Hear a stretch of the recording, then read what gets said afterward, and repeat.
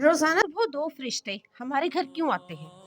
हजरत अली रजी अल्लाह अन्हु ने फरमाया, ये जानकर सब हैरान रह जाएंगे। बिस्मिल्लाहिर्रहमानिर्रहीम। अस्सलाम वालेकुम मोहतरम नाज़रीन। कायनात का हर जर्रा अल्लाह ताला का तख्लीक करता है। वही खालिक और मालिक और रज़ाक है। अल्लाह ताला ने इस कायनात को बनाने से पहले हज़रत आदम अलैहिस्सलाम को खुद अपने हाथ से तख्लीक किया। फिर तमाम फरिश्तों को जो अल्लाह ताला की इबादत में मामूर थे और जिनको नूर से बनाया गया था, उन सबको हुक्म दिया कि हज़रत आदम अलैहिस्सलाम को सजदा किया जाए। अल्लाह ताला का कुरान मजीद में इरशाद है कि अल्लाह ताला हर चीज़ का खालिक है और वो हर चीज़ का जिम्मा लेने वाला है। हज़रत आदम अलैहिस्सलाम की पैदाइश के बाद हर चीज़ को सिर्फ कुन पर तख्लीक किया गया। इंसानों को अफजल मखलूक बनाया गया और फिर उसको अशरफुल मखलूक़ात के ओहदे पर सरफराज किया गया। इस पूरी कायनात में ऐसी कोई मखलूक नहीं जिसको बिला मकसद पैदा किया गया हो या उसकी तख्लीक का कोई जवाज़ ना हो। इसी तरह हम इंसानों को भी अल्लाह ताला की इबादत के लिए इस दुनिया में उतारा गया, लेकिन हम उसका नाम लेने के अलावा तमाम काम बखुशी करते हैं। हम बहसीयत इंसान नाशुक्रे हैं। हम अता की गई नेमतों का शुक्र अदा करने की बजाय खुद को मजीद की तलाश में सरगर्दां रखते हैं। एक चीज़ हासिल हो जाए तो अगली चीज़ की ख्वाहिश में निकल पड़ते हैं। अपनी ज़िंदगी के असल मकसद को भूल जाते हैं। लौट कर वापस उसी खालिक की तरफ जाना है, इस हकीकत को फरामोश कर देते हैं। वासिफ अली वासिफ फरमाते हैं कि लोग तो उस मालिक का भी शुक्रिया अदा नहीं करते जो उन्हें मुफ्त में बयानाइयाँ अता करता है और उनके देखने के लिए नज़ारे पैदा करता है, जो आसमान से मी बरसाता है और उससे खुराक मुहैया करता है। लोग हुसूल रिज़्क़ को अपना हक समझते हैं और देने वाले से ताल्लुक इतना ही है कि वो देता चला जाए और लोग लेते चले जाए। वसूली की रसीद और शुक्रिया की ज़रूरत नहीं। राज़िक अल्लाह ताला की ज़ात है और उसने अपनी तमाम तख्लीक करदा मखलूक को रिस्क देने का वादा किया है। ये भी हकीकत है कि हमें हाथ पर हाथ धरे रिस्क हासिल नहीं हो जाएगा। उसके लिए मेहनत और जुस्तजू को लाजिम करार दिया गया है। इंसान का रिस्क उसके अपने अंदर मौजूद है, यानी उसकी अपनी अकल, सोच, काबिलियत, सलाहियतों और अमल पर मुनहसर है कि कैसे वो अपनी अता करदा सलाहियतों को पहचानता है और उसकी कदरों में वक्त के गुजरने के साथ इजाफा करता है और अपनी काबिलियत को बरोएकार लाते हुए अपने लिए रिस्क के दरवाजे खोलता है। हमें हमेशा याद रखना चाहिए कि अल्लाह ताला ने हर अमल के होने और मकसद या मंजिल हासिल होने का एक वक्त मुकर्रर किया है। उस वक्त से पहले आप जितनी भी एड़ी चोटी का जोर लगा लें, आपको कभी उस मकसद में कामयाबी हासिल नहीं होगी और ना ही उस मुकर्रर करदा से कम या ज़्यादा हासिल होगी। लेकिन चूंकि हम इंसान हैं और अपने ईमान की कमज़ोरी की वजह से मायूसी का शिकार जल्दी हो जाते हैं और अपनी किस्मत, वक्त और हालात को कोसना शुरू कर देते हैं और इसी नाउमीदी में दिल छोड़कर उस मकाम पर बैठ जाते हैं जिसके आगे कामयाबी मिलनी होती है। और यही नहीं बल्कि अक्सर व बेशतर इंतहाई कदम उठाने से भी बाज नहीं आते। इस कायनात की कोई भी मखलूक भूखी नहीं सोती सिवाय इंसान के, जिसकी भूख कभी ख़त्म नहीं होती, क्योंकि इंसान बुनियादी तौर पर लालची है। उसमें हिर्स, बुग़्ज़ और कीना परवरी भरी हुई है। गासिब है, दूसरों के हकूक छीनने वाला और जुल्म करने वाला है और दूसरों को अपने मामूली फायदे के लिए इज्जतें पामाल करने वाला है। ये इंसान अपना पेट तो भर लेता है, आने वाले वक्त के लिए जखीरा तो कर लेता है, लेकिन अपने इर्द गिर्द अपने हमसायों में नजर डालना भूल जाता है। वो भूल जाता है कि उसके इस अमल का उसको जवाब देना होगा, क्योंकि हकूकुल इबाद में ही हकूकुल्लाह है। आज हम अल्लाह की मखलूक का ख्याल करेंगे तो कल अल्लाह हमारा ख्याल करेगा। वो माल जो खुदा की राह में खर्च किया जाए बाइसे इत्मीनान साबित होता है। जब हम दूसरों का सोचते हैं, उनके लिए आसानियां बांटते हैं, तो अल्लाह ताला गैब से हमारी मदद करता है और वो कोई भी चीज़ जो बांटी जाए, चाहे रिस्क हो या इल्म, कभी कम नहीं होता बल्कि बढ़ता चला जाता है। ये कह देना कि किसी की मदद सिर्फ पैसों से ही की जा सकती है, ऐसा हरगिज़ नहीं। खिदमत करके भी इंसानियत का हक अदा किया जा सकता है। किसी बीमार की तीमारदारी कर दी जाए, किसी को मुस्कुरा कर देख लेना, उसके दिल का दुख सुन लेना भी इबादत तस्वुर किया जाता है। हम अपने इर्द गिर्द नज़र दौड़ाएं तो बहुत सारे ऐसे लोग नज़र आएंगे जिनको हमारी ज़रूरत है। उनको अपना वक्त देकर हम दुआएं हासिल कर सकते हैं। दूसरों की तकलीफ को अपनी तकलीफ समझकर उनके काम आकर हम अपनी आखिरत संवार सकते हैं। اگر ہم ان چھوٹی چھوٹی باتوں کا خیال کر لیں تو ہم اپنی زندگی کو خوشیوں اور اطمینان سے بھر سکتے ہیں۔ واصف علی واصف فرماتے ہیں کہ سکون حاصل کرنے کا آسان طریقہ یہ ہے کہ انسان سکون کے حصول کی تمنا کو چھوڑ کر دوسروں کو سکون پہنچانے کی کوشش کرے۔ سکون دینے والے کو ہی سکون ملتا ہے۔ کسی کا سکون برباد کرنے والا سکون سے محروم رہتا ہے۔ ہمیں زیادہ سے زیادہ حاصل کرنے کا لالچ دل سے نکال کر جو حاصل ہے اس میں خوش ہونے کا ہنر سیکھنا چاہیے، اور بغیر کسی حرص، لالچ اور غرض کے دوسرے لوگوں کے کام آنا چاہیے۔ اسی میں ہماری بھلائی پنہاں ہونے کے علاوہ دل کا سکون موجود ہے۔ کسی کا حق نہیں مارنا چاہیے کیونکہ اللہ تعالیٰ کی لاٹھی بے آواز ہے۔ ہمیشہ یاد رکھنا چاہیے کہ جو ذات آپ کو نواز سکتی ہے وہ اپنی عنایتیں واپس بھی لے سکتی ہے۔ ہمیں اپنی زندگی میں قناعت پسندی کا عنصر ضرور ڈالنا چاہیے۔ اس سے نہ صرف ہماری شخصیت میں مضبوطی آئے گی بلکہ ہم ایک پرسکون زندگی گزارنے کے بھی متحمل ہو سکیں گے۔ خوب سے خوب تر حاصل کرنا ایک فطری عمل ہے، لیکن جو ہمیں عنایت کیا گیا ہے اس پر اپنے رب کا شکر گزار ہونا چاہیے اور اس کے دیے ہوئے میں سے دوسروں کو دینا چاہیے، اور یہ حقیقت نہیں بھولنی چاہیے کہ یہ عطا بھی اسی رب کی جانب سے ہے جس کو ہم اپنے ہر عمل کے لیے جواب دہ ہیں۔ حضرت انس رضی اللہ عنہ بیان کرتے ہیں، رسول اللہ صلی اللہ علیہ وآلہ وسلم کے دور میں دو بھائی تھے۔ ان میں سے ایک نبی صلی اللہ علیہ وآلہ وسلم کی خدمت میں حاضر ہوتا تھا، جبکہ دوسرا کاروبار کیا کرتا تھا۔ کاروبار کرنے والے نے اپنے بھائی کے نبی صلی اللہ علیہ وآلہ وسلم سے شکایت کی تو آپ صلی اللہ علیہ وآلہ وسلم نے فرمایا، شاید کہ تمہیں اسی وجہ سے رزق دیا جاتا ہے۔ اللہ تعالیٰ نے رزق کے 16 دروازے مقرر کیے ہیں اور اس کی چابیاں بھی بنائی ہیں۔ جس نے یہ چابیاں حاصل کر لی وہ کبھی تنگ دست نہیں رہے گا۔ پہلا دروازہ نماز ہے۔ جو لوگ نماز نہیں پڑھتے ان کے رزق سے برکت اٹھا لی جاتی ہے۔ وہ پیسہ ہونے کے باوجود بھی پریشان رہتے ہیں۔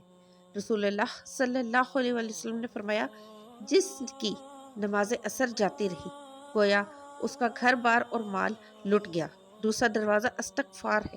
جو انسان زیادہ سے زیادہ استغفار کرتا ہے، توبہ کرتا ہے، اس کے رزق میں اضافہ ہو جاتا ہے۔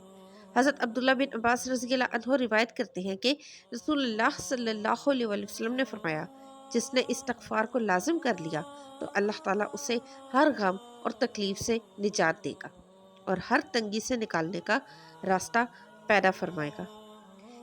اسے ایسی جگہ سے رزق عطا فرمائے گا جہاں سے اسے وہم و گمان بھی نہ ہوگا۔ تیسرا دروازہ صدقہ ہے۔ اللہ نے فرمایا کہ تم اللہ کی راہ میں جو خرچ کرو گے اللہ اس کے بدلہ دے کر رہے گا۔ انسان جتنا دوسروں پر خرچ کرے گا اللہ اس سے 10 گنا بڑھا کر دے گا۔ حضرت ابو ہریرہ رضی اللہ عنہ روایت کرتے ہیں کہ نبی اکرم صلی اللہ علیہ وسلم نے حضرت بلال رضی اللہ عنہ سے فرمایا، اے بلال، خرچ کرو اور عرش والے سے افلاس کا خوف نہ کرو۔ چوتھا دروازہ تقوی اختیار کرنا ہے۔ جو لوگ گناہوں سے دور رہتے ہیں اللہ ان کے لیے آسمان سے رزق کے دروازے کھول دیتا ہے۔ پانچواں دروازہ کثرت سے نفلی عبادت ہے۔ جو لوگ زیادہ سے زیادہ نفلی عبادت کرتے ہیں اللہ ان پر تنگ دستی کے دروازے بند کر دیتا ہے۔ اللہ کہتا ہے، اگر تو عبادت میں کثرت نہیں کرے گا تو میں تجھے دنیا کے کاموں میں الجھا دوں گا۔ لوگ سنتوں اور فرضوں پر ہی توجہ دیتے ہیں، نفل چھوڑ دیتے ہیں، جس سے رزق کی کمی ہوتی ہے۔ چھٹا دروازہ حج اور عمرے کی کثرت کرنا۔ حضرت عبداللہ بن مسعود رضی اللہ عنہ روایت کرتے ہیں کہ رسول اللہ صلی اللہ علیہ وسلم نے فرمایا، پے در پے حج اور عمرہ کرو، کیونکہ یہ فکر اور گناہوں کو اس طرح دور کرتا ہے جس طرح بھٹی لوہے، سونے اور چاندی کے میل کچیل کو۔ حج مبرور یعنی حج مقبول کا بدلہ صرف جنت ہے۔ ساتواں دروازہ رشتہ داروں کے ساتھ اچھے سلوک سے پیش آنا۔ ایسے رشتہ داروں سے بھی ملتے رہنا جو آپ سے قطع تعلق ہو۔ آٹھواں دروازہ کمزوروں کے ساتھ صلح رحمی کرنا، غریبوں کے غم بانٹنا، مشکل میں کام آنا اللہ کو بہت پسند ہے۔ نبی اکرم صلی اللہ علیہ وآلہ وسلم نے فرمایا کہ بندوں کو ان کے کمزوروں کی وجہ سے رزق ملتا ہے اور ان کی مدد کی جاتی ہے۔ حضرت ابو درداء رضی اللہ عنہ سے روایت ہے کہ رسول اکرم صلی اللہ علیہ وسلم نے فرمایا کہ تم لوگ میری رضا اپنے کمزوروں کے اندر تلاش کرو۔ کیونکہ تمہیں کمزوروں کی وجہ سے رزق ملتا ہے اور تمہاری مدد کی جاتی ہے۔ نواں دروازہ اللہ پر توکل ہے۔ جو شخص یہ یقین رکھے کہ اللہ دے گا تو اسے اللہ ضرور دے گا، اور جو شک کرے گا وہ پریشان ہی رہے گا۔ حضرت عمر ابن الخطاب رضی اللہ عنہ سے روایت ہے کہ رسول اکرم صلی اللہ علیہ وسلم نے ارشاد فرمایا، اگر تم حسن اور خوبی کے ساتھ اللہ پر توکل کرو تو تمہیں اس طرح رزق دیا جائے گا جس طرح پرندوں کو رزق دیا جاتا ہے۔ وہ صبح کے وقت خالی پیٹ جاتے ہیں اور شام کے وقت آسودہ ہو کر لوٹتے ہیں۔ 10واں دروازہ شکر ادا کرنا ہے۔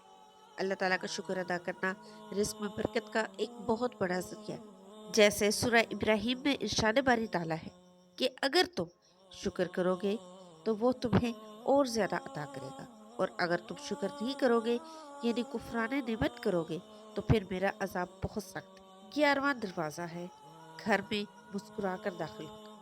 مسکرا کر داخل ہونا بھی سنت ہے۔ حدیث میں آتا ہے نبی صلی اللہ علیہ وسلم نے فرمایا، اللہ تعالیٰ فرماتا ہے کہ رزق بڑھا دوں گا جو شخص گھر میں داخل ہو اور مسکرا کر سلام کرے۔ 12واں دروازہ ہے گرا پڑا لقمہ کھا لینا۔ حضرت جابر رضی اللہ عنہ سے روایت ہے کہ نبی کریم صلی اللہ علیہ وسلم نے فرمایا، جس وقت تمہارا کوئی لقمہ گر جائے تو اٹھا لو اور جو کچھ اس میں لگا ہو اس کو پونچھ ڈالو اور پھر اس کو کھا لو اور نہ چھوڑو اس کو شیطان کے لیے۔ فرمایا جو کھانا کھاتے وقت دسترخوان سے گری ہوئی چیز کو کھا لے ہمیشہ رزق کی فراخی میں رہتا ہے۔ 13واں دروازہ ہر وقت باوضو رہنا۔ جو شخص ہر وقت نیک نیتی کے ساتھ باوضو رہے تو اس کے رزق میں کبھی کمی نہیں ہوتی۔ 14واں دروازہ ہے چاشت کی نماز پڑھنا، جس سے رزق میں برکت بڑھتی ہے۔ حدیث میں ہے چاشت کی نماز رزق کو کھینچتی ہے اور تنگ دستی کو دور بھگاتی ہے۔ 15واں دروازہ ہے روزانہ سورہ واقعہ پڑھنا، اس سے رزق بہت بڑھتا ہے۔ 16واں دروازہ اللہ سے دعا مانگنا۔ جو شخص جتنا صدقے دل سے اللہ سے مانگتا ہے اللہ اس کو بہت زیادہ دیتا ہے۔ رسول اللہ صلی اللہ علیہ وسلم نے فرمایا کہ لا حول ولا قوت الا باللہ 99 بیماریوں کی دوا ہے، جس میں سے کم درجے کی بیماری فکر اور غم ہے۔ اگر لا حول ولا قوت الا باللہ کے ساتھ لا ملجا ولا منجا من اللہ الا الیہ پڑھ لے تو اللہ تعالیٰ اس سے 70 بلائیں دور فرمائیں گے، جن میں سب سے کم درجے کی بلا فکر ہے۔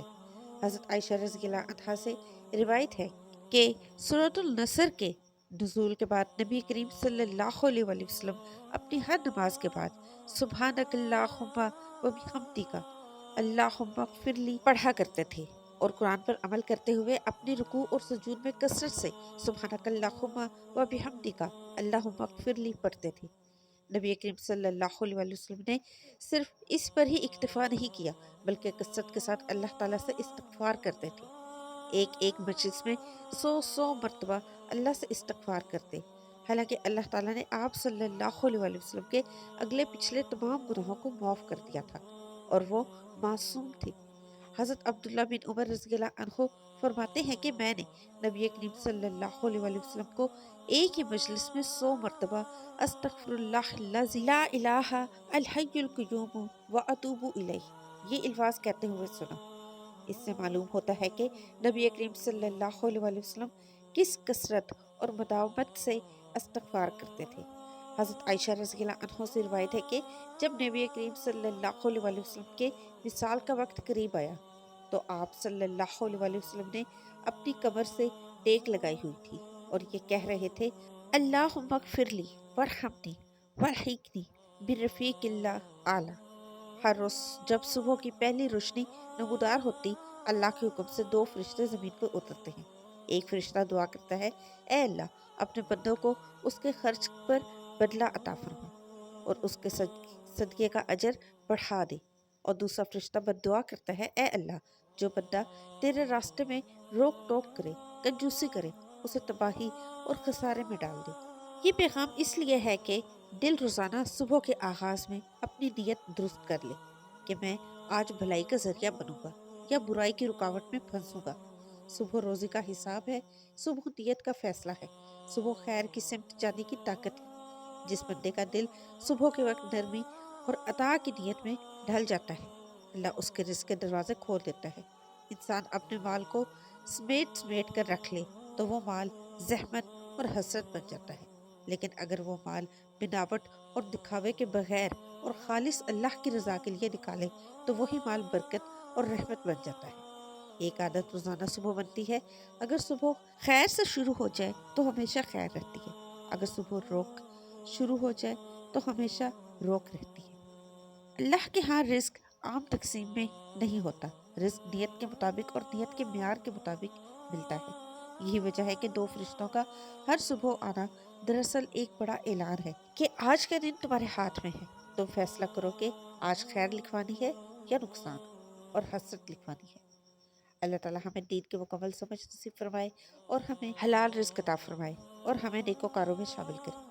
آمین ثم آمین۔ محترم ناظرین، کمنٹ سیکشن میں اللہ کے نرانوے ناموں میں سے ایک نام ضرور ٹائپ کیجیے گا۔ ویڈیو کو لائک اور چینل کو سبسکرائب کر کے جائیے گا۔ اللہ حافظ۔